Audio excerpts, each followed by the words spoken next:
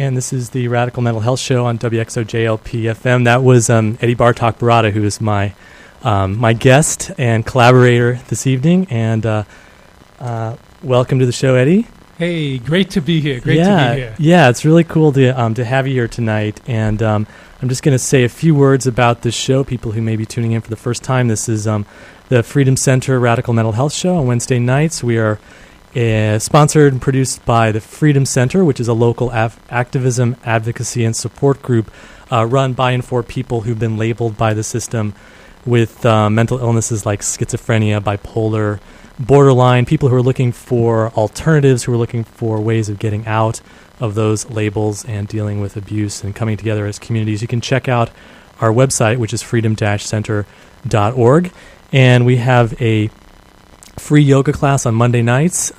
We have a free acupuncture clinic on Monday afternoons, free support group on Thursdays, a writing group. We've got public events, a lot of different things going on. We've got a website that's full of all kinds of information related to holistic options for mental health issues, human rights, activism, a lot of different alternative perspectives on the whole issue of mental health. So check it out, freedom-center.org. And tonight we are doing a show that is going to be loosely themed, Who Owns This Body? And my guest tonight is poet Eddie Bartok-Baratta. Eddie is a poet, musician, and sculptor who has poems in the Harvard Review, Plowshares, the Boston Review, Massachusetts Review. And he is the eighth of nine children, a survivor of extreme childhood abuse and trauma. And Eddie grew up in Jersey City, just outside of Manhattan. Following the murder of his brother John in New York City, Eddie worked for 8 years with people who are homeless in Cambridge, Massachusetts, and on Boston's combat zone. He has published over 200 poems, including work in Bomb, Boston Review, Plowshares, Harvard Review, and Denver Quarterly, as well as a selection and translation for the Italian poetry journal Steve in Modena, Italy. He wrote the text for Deep in the Night of the Body, which premiered in the 2003 Northampton Independent Film Festival, and his CD of poems, Old New York City Where I Lay My Head, was released in the fall of 2006, and some of you may have been lucky enough to be at the show that Eddie did, I guess about a week ago at First Churches. It was really fantastic. We had a great audience, a really, really great audience there, too. Yeah, it was a lot of fun, and you're also the co-founder of Hampshire Citizens Against the Death Penalty, founder of Fridays Are for Prisoners Awareness Raising Group, and a member of the Murder Victim Families for Reconciliation. Let's just start it off with a poem. What do you say? Do you have something you want to? Sure. Let's go with this poem, "The Underworld" of Howard Grant. When we're thinking about who owns the body and ways in which we ostracize one another or stigmatize one another, and we just this poem, "The Underworld" of Howard Grant. Howard Grant had a singular talent. He could fish a ball out of the street corner sewer. Most of us could fish out a Spalding high bouncer. A 29er, we called it, as everything we valued and could buy in childhood was named for what it cost. The nickel mug of root beer, the penny candy, the cheap 10-center that had a seam down its middle and split with the first good whack of a stickball bat. Rather than bob the ball up and down for 10 minutes, wasting summer at the end of a coat hanger, Howard lived in a brownstone on the corner, where we played boxball and fought in the street, the 3 or 4 summers before we hit our teens. So somebody would sprint to Smelly Grant, the nickname I nearly forgot we gave him. Early some Saturday, answering the door in socks and shorts, probably because he still watched cartoons, Howard stunk before lowering himself into the sewer. Once his head had disappeared below street level and sewer plate, silently we gawked at the opening where we had last seen his face. Although Smelly Grant really did stink, and although he was taken away mornings to School 21 for retarded kids, which was what we said anyway when he wasn't around, we stared with a concentration that later in life I know was respect or profound curiosity, as Howard tossed up a pen, a toothbrush, a coat hanger, a dirty 10-center or two. It was a litany of lost goods from the underworld of Howard Grant. Then the final jewel, the dun-colored 29er, took a short leap from the sewer to the curb to rest at our feet. As I remember it, no one actually pounced on that ball, until someone like Art Migliaro, the biggest ass kicker in the neighborhood, picked up the ball, wiped it on his shirt, and told us we were a bunch of punks. No one argued, especially not me. I was a skinny and quiet kid, except when I was alone. I puffed myself up like a fish and told my imaginary Migliaro to shove that dirty ball down his throat. Afterward, I might shake Howard Grant's hand, maybe visit him in that smelly house of his, to see, after all, just what his problem was.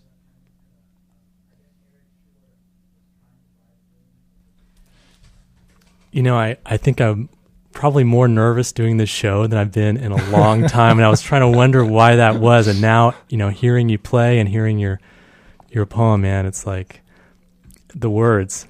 It's all about the words. Well, you know, it might be the words, and it might be that I have enough nervousness and anxiety in my own bouncing body that I'm sending some of it out to you too. It's like flashes in this foggy, dark night that we were driving through just now. Yeah, totally London out there. We're talking about owning the body, and you know what's so remarkable about your work is how your voice and your storytelling and your poems and your breath coming through your flute is really all about your biography and your history.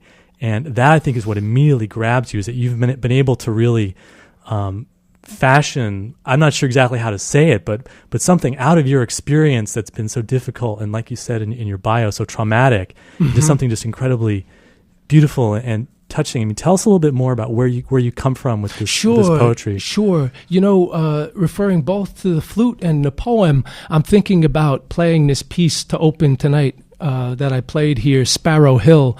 And Sparrow Hill is the neighborhood where I was raised. And there's something about that piece and its insistence and its beat and its bana, bana, bana, bana, bana, bana. There's something about the way I know I walked and I know I talk that is Sparrow Hill. That is this western slope of Jersey City from which you can see Kearny and Newark and Elizabeth. And this 10 square mile city of hundreds of thousands, millions of people, tightly pressed together in different neighborhoods of poverty. And I think about the ways we come together in a poem like The Underworld of Howard Grant, where we really ostracized this kid. Together we came together as a kind of animal to make him other. Because in truth, the poem says he really did stink. As I remember it, I don't know that he stank. I suppose that would be the proper past tense there, instead of stunk, the way the poet says it in the poem. But this thing about rhythms, to be true to that place, Howard haunted me. And things really do haunt the way melodies haunt until finally they start to take shape with the flute and with the voice. And they demand attention. So it's this thing about attending, the way we would attend. We use the verb to attend to the sick.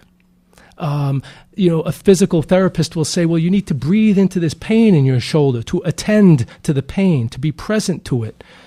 So Howard wouldn't go even after he had gone from me in childhood.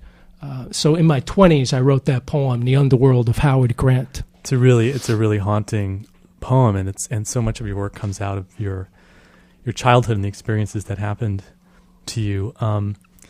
Say more about that. Yeah, there were, as you said, you grew up in a large family, right? 9 kids. Yeah, yes, yeah. I was 8 of 9, and there's some fortune in coming as number 8 of 9, because you see the other kids and you see what I would call their mistakes, things that get them hit on the head or knocked around. It was a physically violent, a physically abusive family. And I find, as I'm saying it, my body smiling, because my response to that now, being on another side of that fire, is one of larger ownership of my body. I know where I come from. I don't identify as a victim now. I usually don't identify as a survivor, even though I know what I've survived. I know I'm thriving. I know I'm on the other side of this larger experience. Why is that? Because you've made it through and sort of fashioned something else? Because the identity, is it the confinement of the words, or what is it? Some of it is definitely fortune and luck, to have come through. But saying this thing about attending, about owning my body, I think of literally decades of my life in adulthood, where the nights were utterly terrible and eternal, and the visions and the images that would come at night. As I say, it was a very physically violent family. There was inappropriate touch in the family. There were things like denial of access to food, denial of access to the bathroom. There were enough memories of kids tied or a brother handcuffed to the bed. So I found, I'd say about 1997, where I had what one might call a break. And I had to self-incarcerate myself in my apartment. I couldn't go out during the day. I could only go out at night to Stop and Shop. And I had started to see things. I would see my father coming for me. Tellingly, he was coming with a knife or an axe in these visions, these images that I would see. Even by day, I started to see them. And he was coming to core the ear out of the side of my head. He was coming to take my listening ear. How telling. I'm there reading Judith Herman's great book, Trauma and Recovery. That is a great book, and we've recommended a lot on this show for sure. Right. Yeah. As they say, the Bible of the industry, right? Right. She's so compassionate. She's so exacting, Harvard-trained clinician. Awesome, great work she's done on not only survivors of domestic and home and family abuse, but veterans from the Vietnam War. She worked with a lot of Nam vets. So that image of the poet losing his listening. Yeah, this traumatizing force. There I am reading, perhaps able to read one paragraph of Judith Herman a day. Yeah. And then realizing this is my body and this is my life she's writing about, and being flooded with memories and images and weeping in my bed. And suddenly my father is at the door. Literally, he's 350, 400 miles away. And there he is at the door. I'm seeing him in daylight with a knife or an axe, coming to take the ear off the side of my head, the listening ear, the ear with which I'm attending and being present to my own body. So, it's been a really long road when I talk about, on some level, being on the other side of some of this trauma. One thing I do know is that these images, like the underworld of Howard Grant, like this, I would call it imagistic melody, these musical phrases that come, they were there many nights at 2 a.m. or 3 a.m. The paper was there, the pen was there, when at times I couldn't find any other support. So, not that the poems are a kind of code, yet much of the journey is in some couple thousand poems. Man, you're bringing me back to because I read that book, that trauma and recovery book, when I was actually at a Buddhist monastery in California, and I underline, because I underline in my books, and every chapter is like heavy underline, except the chapter on child abuse. Not a single underline in the whole chapter. So if folks are listening, we can have people call. Would that be cool? Invite people to call. You want to call in the studio and you got questions for my guest, poet, musician, and sculptor Eddie Bartok-Baratta. Just give us a call, 585-1033. You got another poem you want to recite for us? Yeah. Let's see. And I'm going to make sure and give folks contact information for you because you've got a fantastic CD out, which is some great flute playing and some really amazing, powerful poems. So people can check that out. Yeah, thank you for that. Let's see. Talking about images and the way images are visited upon us. Sometimes we are haunted. Sometimes we're tormented. Sometimes more playfully. I'm thinking about a poem that I wrote not long ago that brings Ronald Reagan together with the Cowardly Lion. Awesome. That sounds really promising. Let's bust that one out. Let's bust this. Yeah. I was not made to sail around in the bathtub in a small toy boat. Here I am, antithetical to the wishes of my father. By now, you've learned that they've killed Ronald Reagan. They being time and patience. They always win. I am making sushi out of Ronald Reagan's eyelids and feeding it to the poor. I am using the oily hair from his early movies as thread to sew the wounds of a second-hand doll. Who would throw away a stuffed version of the Cowardly Lion? I found him in the trash, coffee grinds in his ears. Together, we peruse the wet newspaper he was wrapped in. We are off to Leverett. They are having a midnight sale on a sheep farm. The sheep are in a large circle, seated in chairs in the field. They are sharing their feelings about having been born into a species with thick wool and edible flesh. In turn, each sheep that speaks holds the Cowardly Lion. They pass him clockwise. That's the direction of the sun's journey. The sun is the oldest boy in the school. He is left behind 1 year after another. He shines on the brutal, the forgiving, and the weird. Now you've got to catch Eddie performing these poems, because you can't see this, but he's not reading the poems; he's performing, and there's a transformation we talk about. It's like the poem grabs your body, and you're inside the poem. It's a transformation of who you are. It's astounding. Here's this thing, Will, when we talk about ownership of the body, I realized sometime in the early to mid 1990s that I was reading these poems to people at that time in Cambridge, Mass, in Boston, a little bit in New York. And I needed to get away from the page in order to move and to say things. And my body felt too contained. And I felt I couldn't get my breath. I felt that I needed to move. I didn't feel safe. And what I realized around 1993, I was going to do a reading. And I took 2 months before it. And I took these 15 poems.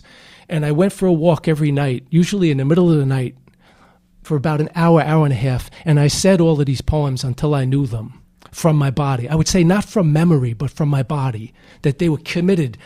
They were already committed to my body, and now I was committing to them and saying, okay. And often it was coupled with insomnia, night terror, startle symptoms. So I was taking that fire that was burning me and saying, okay, man, I want to bring this fire out, and I want to blaze with it. So I really do feel in doing these poems that there's a kind of service. There's a way that I'm serving my body and its needs. And then I feel that I'm serving the people who come together to channel these things through these voices and to journey back to this other place. Yeah, you mentioned before that the ownership of the body is a communal ownership. It's not just a personal ownership, but it's also about together we own our bodies. Yeah, if I can really own this body and I know where I've been, I know my history, I know my family history, I know the city and the poverty in which I was raised, I know the generations before me somewhat, I know the political climate in which I was raised, I own this thing.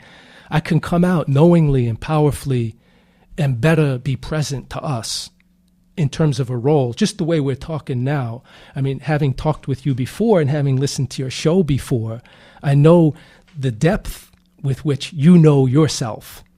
So then you come on the air, you come to the microphone, you come to an interview with somebody else, and behind your questions and your understanding of what this other person does or the gift that somebody else has, there's your gift and your strength.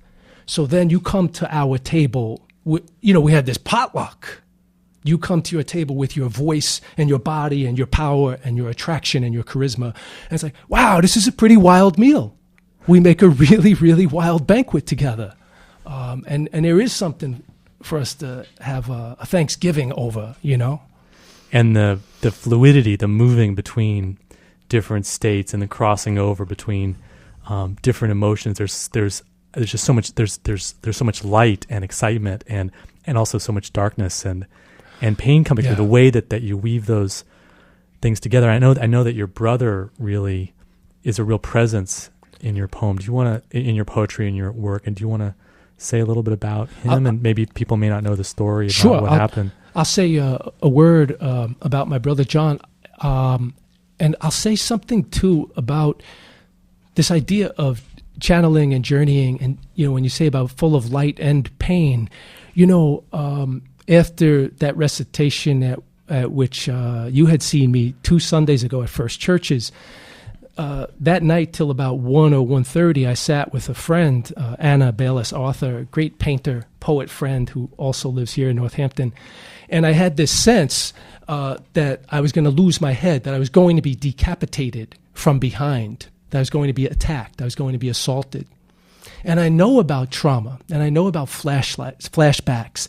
And, I knew what was happening. I knew nobody was behind me.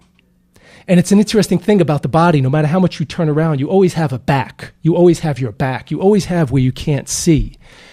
So knowing that, still I have this body that's been written on by time. So there's a cost, which I say, it's not about being fearless. You feel the fear and then step forward bravely and say, I have a job for us. So part of that job does relate to my brother John, who was murdered in New York City in 1984.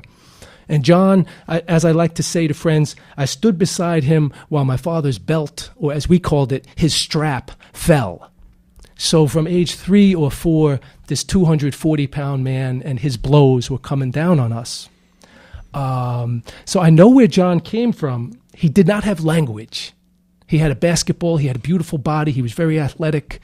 And as one poem about him that maybe we'll play from the disc in a minute, Old New York City, Where I Lay My Head. That's a beautiful poem, man. Yeah. That's a beautiful poem. In that poem, as the speaker, the me in it says, he had the best jump shot in Jersey City. John had a real beauty in his body. He did not have voice. He could not do what we're doing now.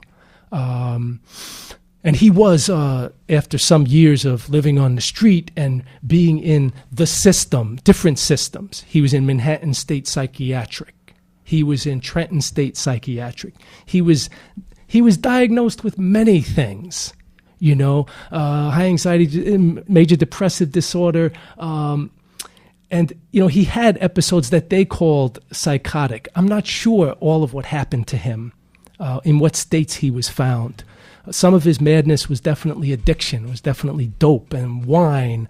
And then this tremendous history of abuse from which, of course, he was splitting and dividing himself. He was dissociating. He was going elsewhere to get away from it. And finally, at the age of 27, he was thrown down an elevator shaft in New York. And John was my best friend when he was killed, and so whenever I come out, I know where I come from, and he comes with me. Some of my toughness is definitely a communal thing. I know that he's in me. I know he leaves a lot of love in me. He leaves a lot of ferocity for me, and I can see him just as I say that sitting next to me and nodding his head with the cigarette the way he would, and saying, "Yeah, man, you tell him." And he would say other things that we can't say on the air. Right? Because we're aware of the FCC. John was a tough guy, in the world, as James Baldwin says, the two rough fingers of the world, was tougher than he. Yeah. Should we play this poem? Yeah, let's play that piece.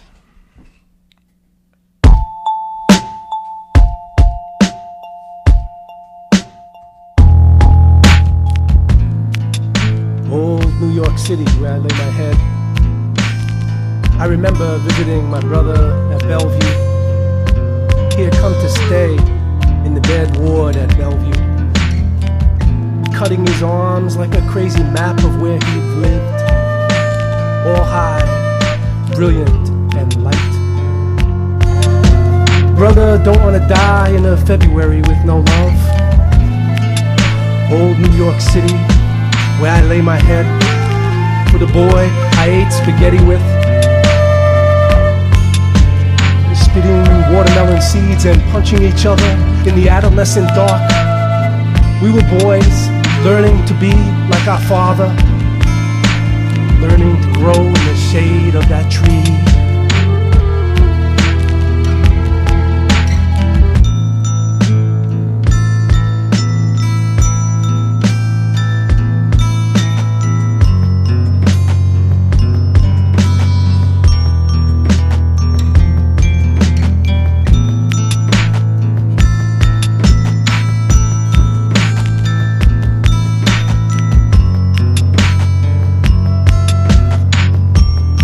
He had the best jump shot in Jersey City. Meat, potatoes, and peas, my brother. Wonder Bread, Progresso soup, High C, and the New York Yankees. We sat beside each other in the old stadium, baseball gloves in our laps in the bleachers, waiting for Mickey Mantle to slap a white tongue into our day. All high, brilliant, and blood. Brother, don't want to die in a February with no love. On old New York City streets, I lay down my head with the boy I ate spaghetti with.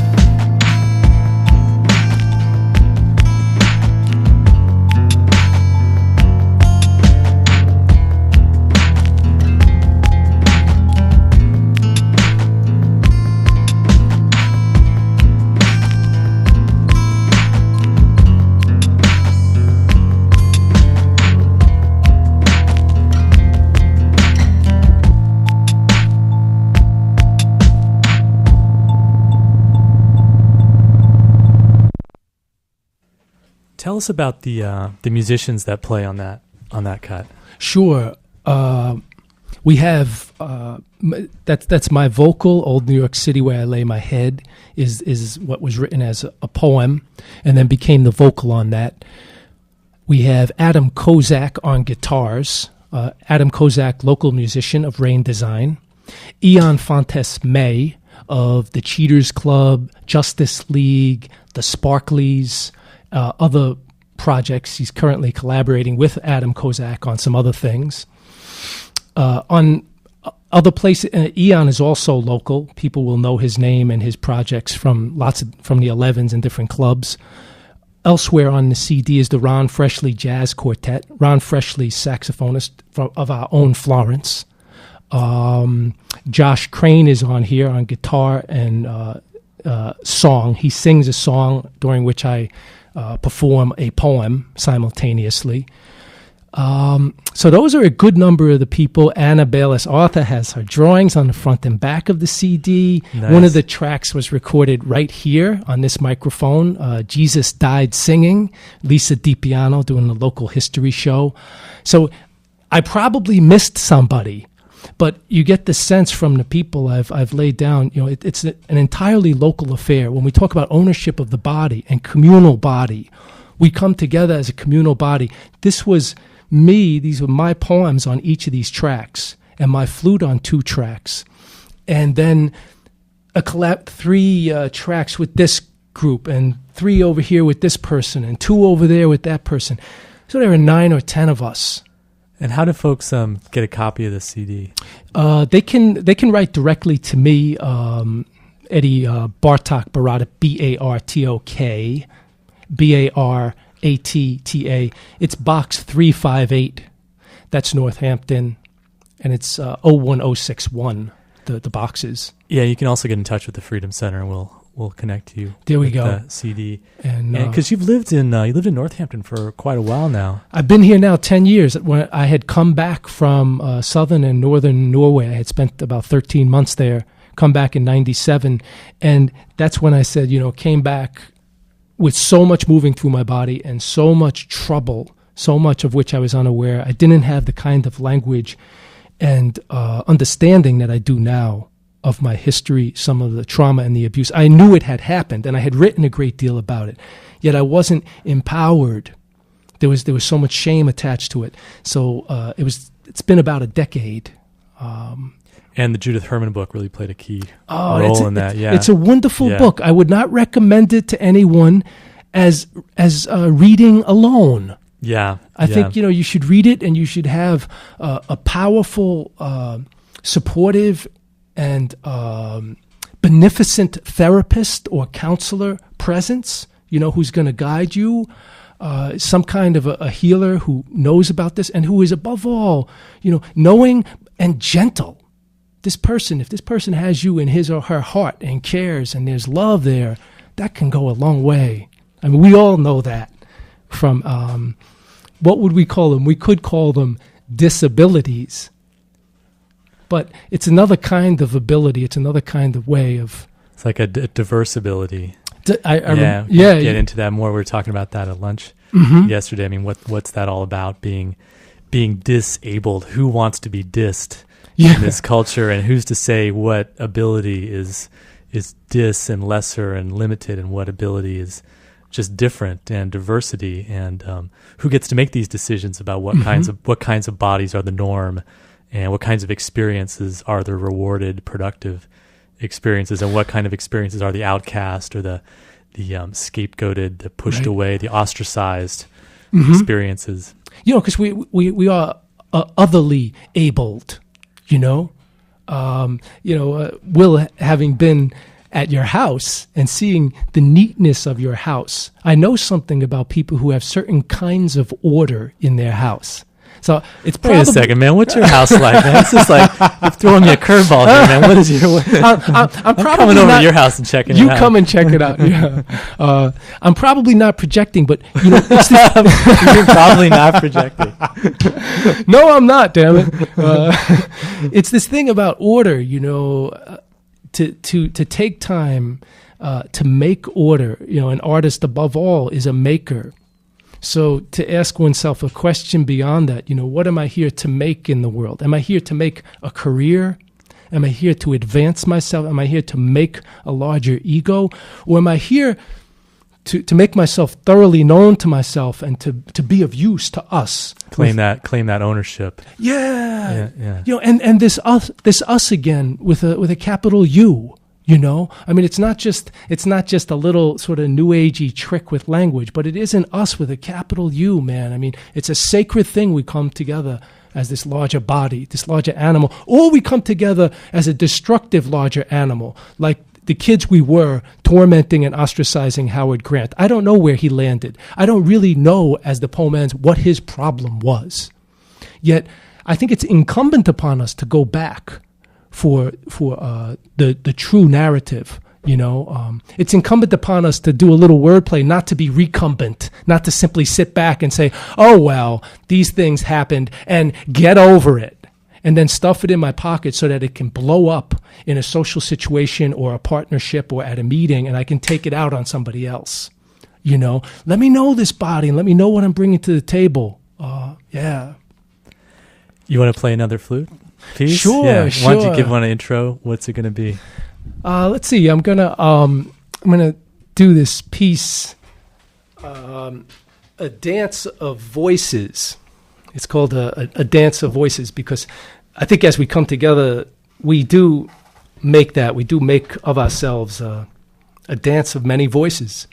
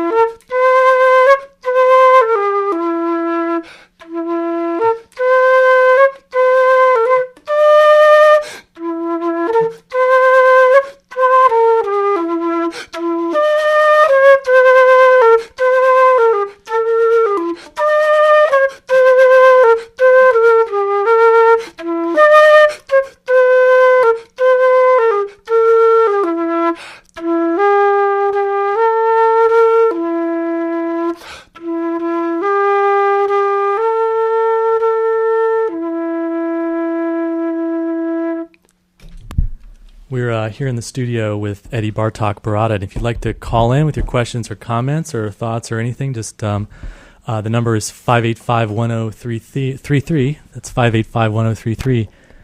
Listening and watching you, that word ancient came to me. I mean, playing the flute and your body moving and the breath. It's just a very, very timeless, kind of human. It's something that's really essentially human. When did you really start as a musician? What really brought you to playing music? The flute, in addition to my body, is the only thing that I have from my teenage years. Sometime around age 13 or 14, I started to pour a lot of my rage and my terror and my ferocity, even as I say it, my teeth are coming together and my hand is going up into a fist. From childhood and from my early life, so much of what I could not say, I could not vocalize, I could not say with other language. I found the flute around age 13. Somebody in my high school was playing, and he had an old nickel flute. I bought it from him for $5. So I didn't get to have lessons. I wasn't kind of taken from soccer to flute to the way kids are kind of taken around. But this instrument, is the one thing that remains too. That this brother I love, who has died, who has been killed, this is the one thing that he knows, that he knew while he was alive, was this flute. He heard me play this flute, and he heard me speak with this body. So the flute means a lot to me. It's a sacred thing. It was my first attempt at vocalization. It's why when I play too, you'll hear in that first piece me doing some guttural and some throat speaking, because there is a lot of voice and ancient voice in that playing. I think we got a caller. Let's see if I can get this person. Okay. On the air here. Yeah.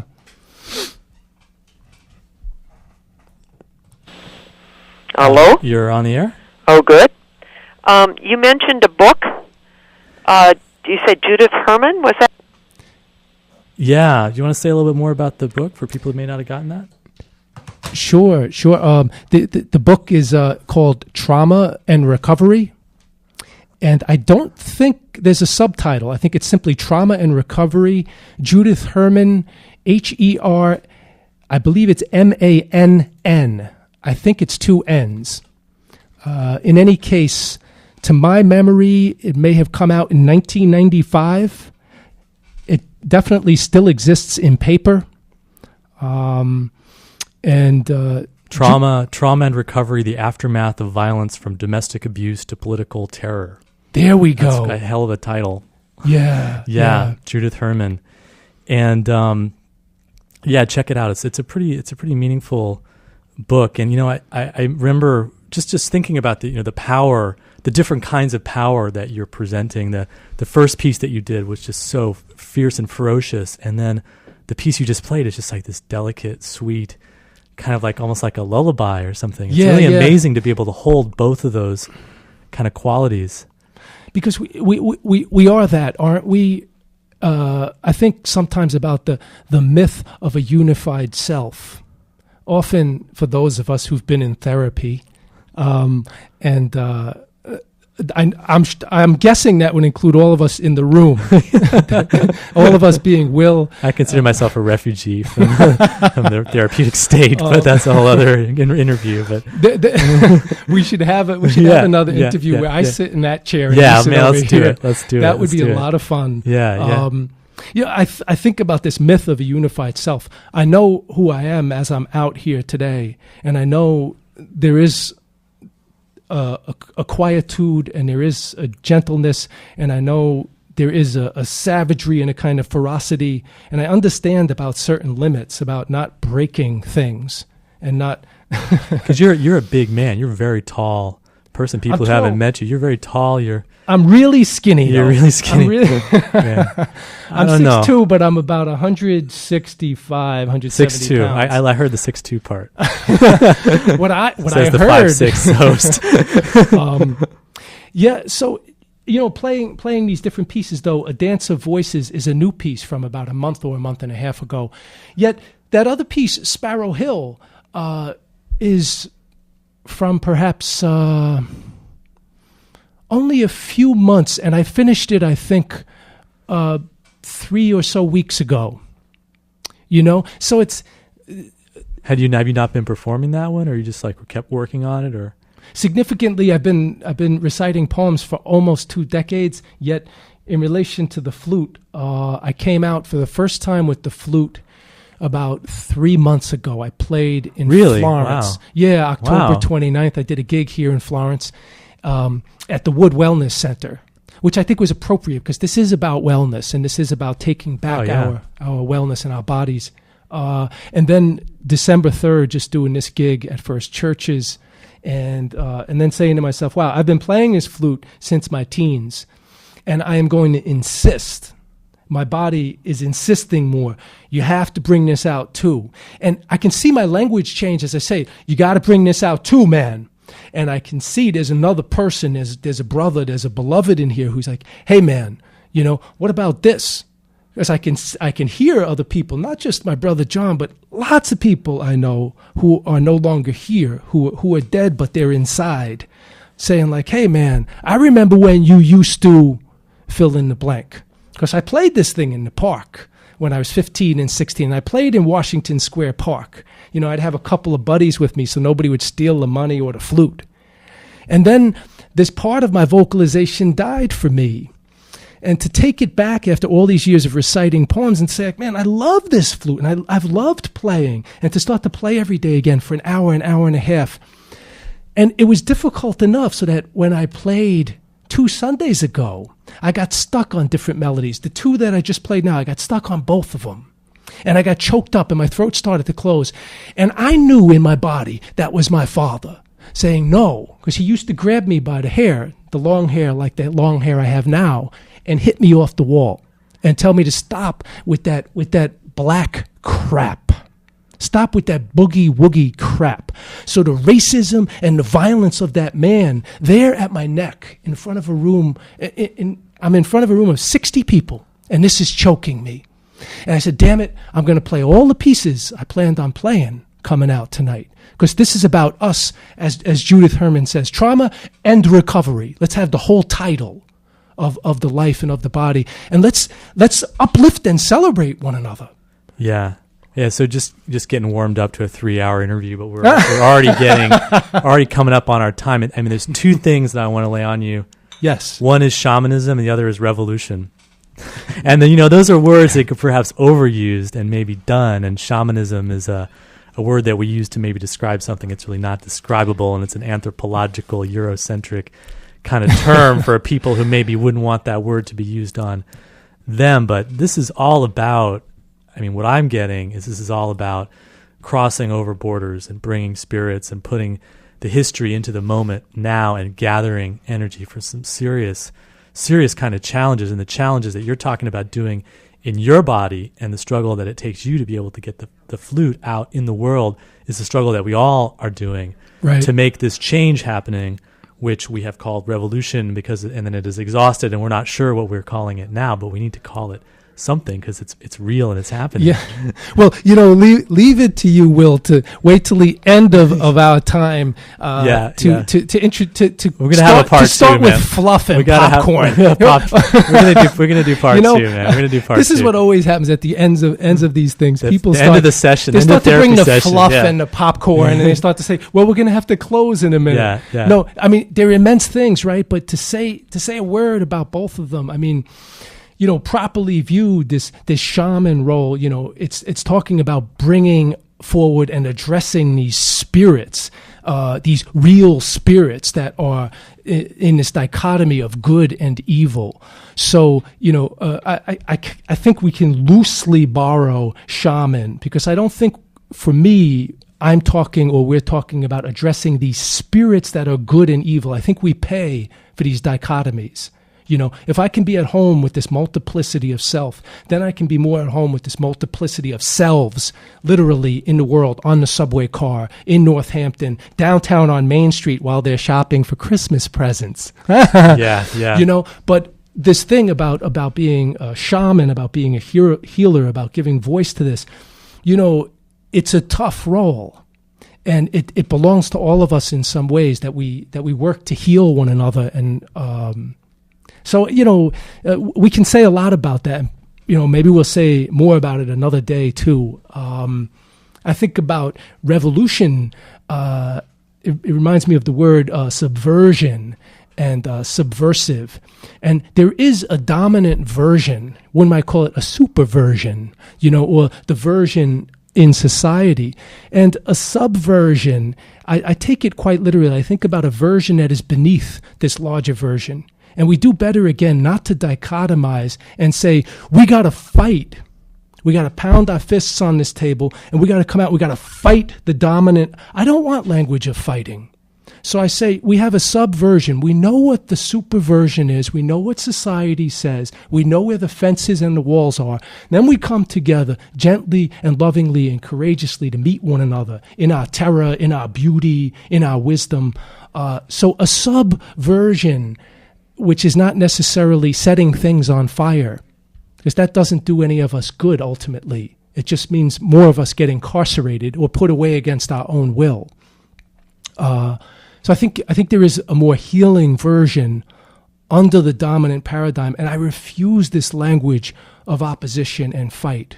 So I don't even want to fight with the language of fighting, but just to say, if it's trauma, if it's another kind of what other people call disability, I want to be present to it.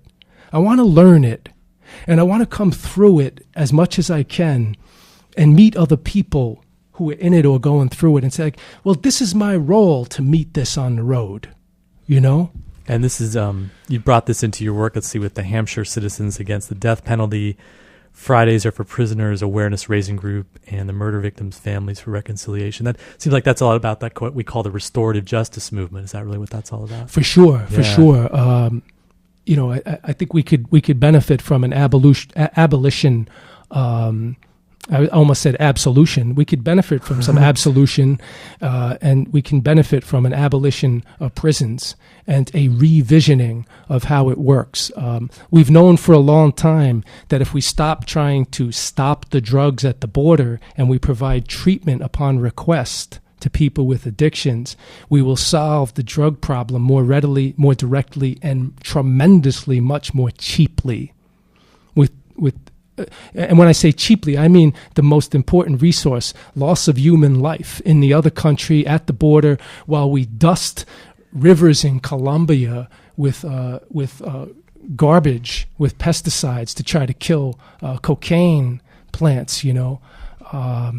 So yeah, I think there is a lot of room for restorative justice and for talk about it. Yeah. So why don't because we need to, sadly wind up. Just give us once again your contact info, how people can get in touch with you if they want to get your CD. If people write to P.O. Box 358 in Northampton, that's zip code 01061, and spell my name anything like what it sounds, Bartok-Baratta, Eddie Bartok-Baratta, and the request should go through. The suggested donation, we probably shouldn't mention that something is $10. You're not supposed to mention $10 or a number. I'm not sure what the policy is, so I guess we didn't mention anything. We won't mention it then. So folks can do that. They can also call me. My phone number, I'm here in Northampton, 584-8187. Talk to my machine. And as Will was saying earlier, could link up through the Freedom Center. Through the Freedom Center, yeah, sure. Get people in touch with you. Listen, thank you so much for playing and performing. And there's never enough time on this show, but we definitely want to have you back and do this again. That would be really terrific. An immense thank you and embrace, public embrace to you for being here and making it happen. Right on. So we've been listening to poet, sculptor, and musician Eddie Bartok-Baratta on the Radical Mental Health Show, and we are going to be back next week. So until then, we'll talk to you later. Thanks for tuning in.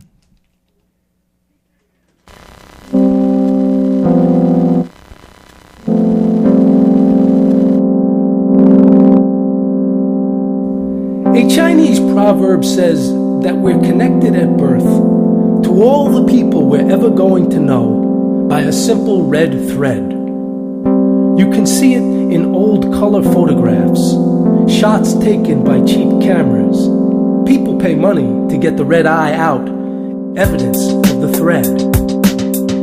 Dusk or dawn, you see it on the horizon, in the face of a winter child, a person who's upset or has been hit. Bad painters apply it to cheeks of holiday people. Surgeons working it up to their wrists. Women carry so much of the thread that they lose some every month without ever losing any. Mothers send sons and daughters to fly the thread like the tail of a kite. Soul going away, laced in a jungle village or a desert city, vein of light all knotted up with the red thread of the people who live there and who won't give it up.